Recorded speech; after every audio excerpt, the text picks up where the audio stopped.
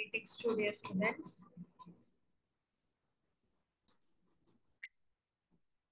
So இந்த வீடியோல நம்ம வந்து ரிமைனிங் 3 ப்ராப்ளம்ஸ் வந்து பார்க்க போறோம்.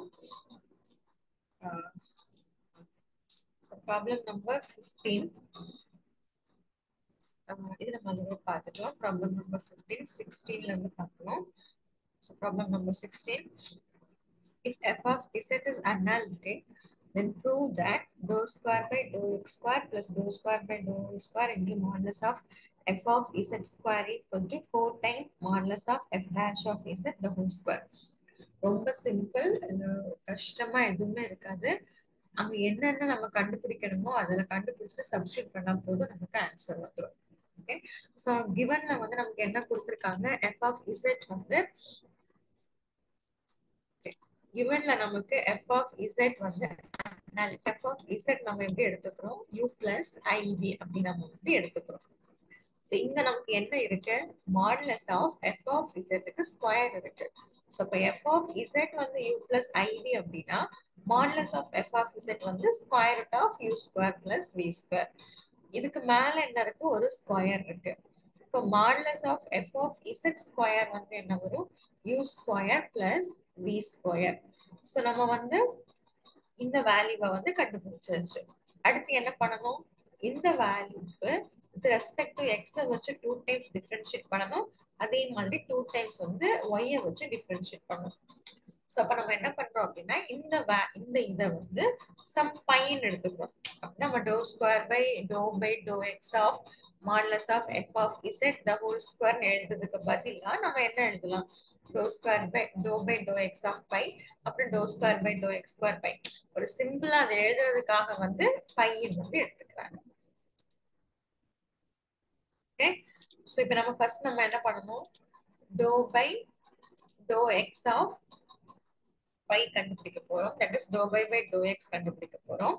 டோ பை டோ எக்ஸ் கண்டுபிடிச்சோம் அப்படின்னா என்ன வரும் நமக்கு, இது வந்து with respect to இதுல நமக்கு வர 2u, u is a maybe function of x and y இருக்கும். so நமக்கு with respect to x வரும்போது ux.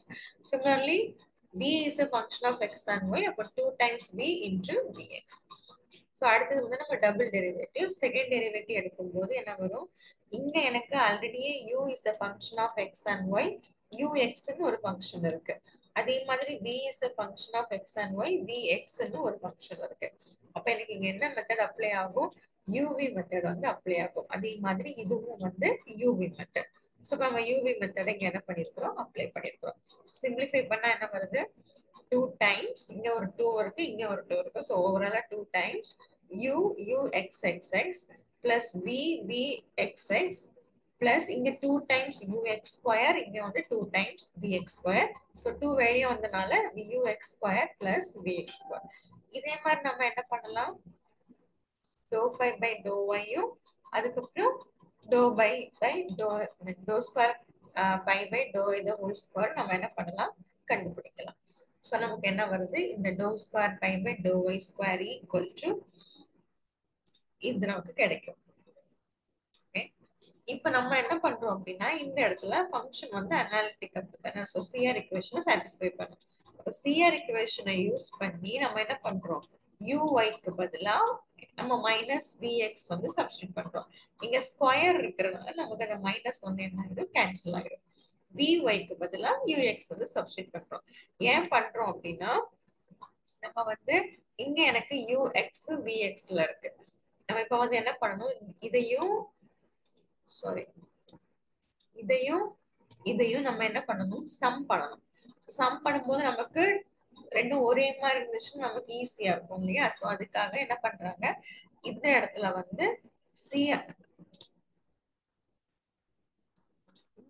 வந்து சிஆர் ஈக்குவேஷனை வந்து அப்ளை பண்றாங்க. ஓகேவா. சோ நம்ம வந்து doh square phi by to x square கண்டுபிடிச்சிட்டோம், doh square phi by doh y square கண்டுபிடிச்சிட்டோம். இப்ப அடுத்து நம்ம என்ன பண்ணணும், ரெண்டையும் வந்து சம் பண்ணணும்.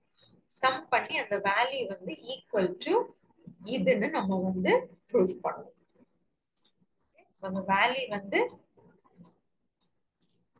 ஈக்குவல் டு இதுன்னு ப்ரூவ் பண்ணணும். சரி, ஓகே, பாப்போம்.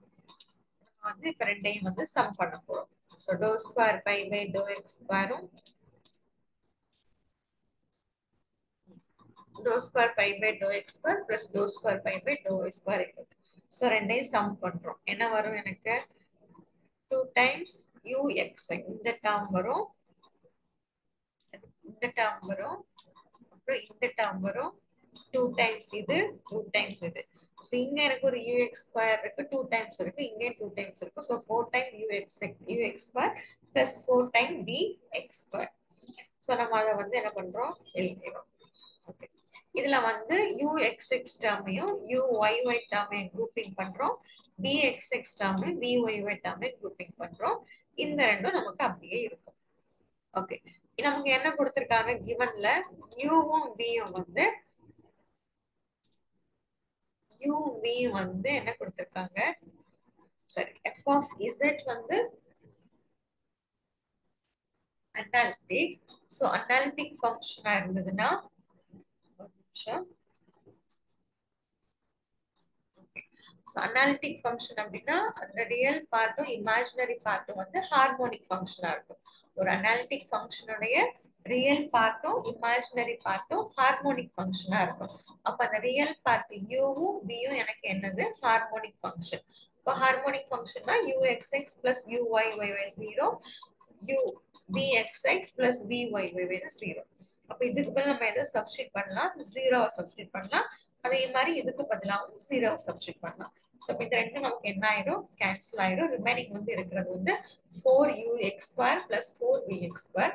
ஸோ 4 காமனா எடுத்துக்கலாம். ux square plus bx square வரும். பட் இதை நம்ம எப்படி எழுதலாம், ux square plus bx square எப்படி எழுதலாம், இங்க இருக்கு இல்லையா,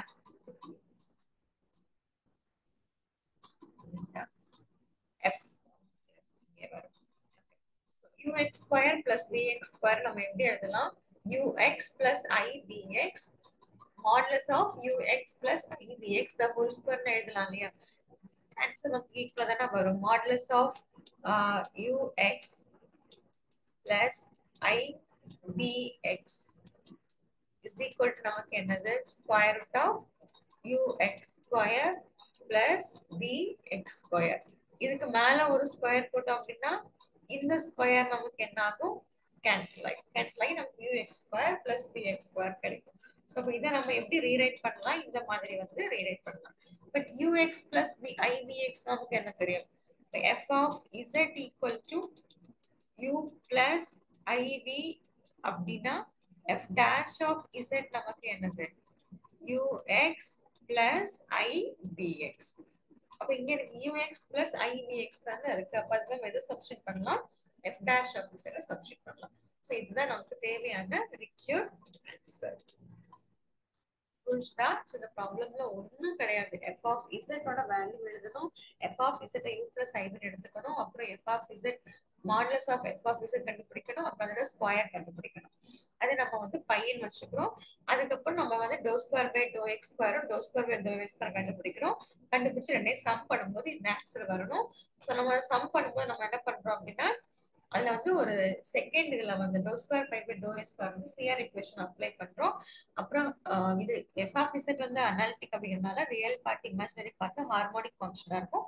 அந்த இதை யூஸ் பண்ணி நம்ம வந்து ப்ரூஃப் பண்ணலாம்.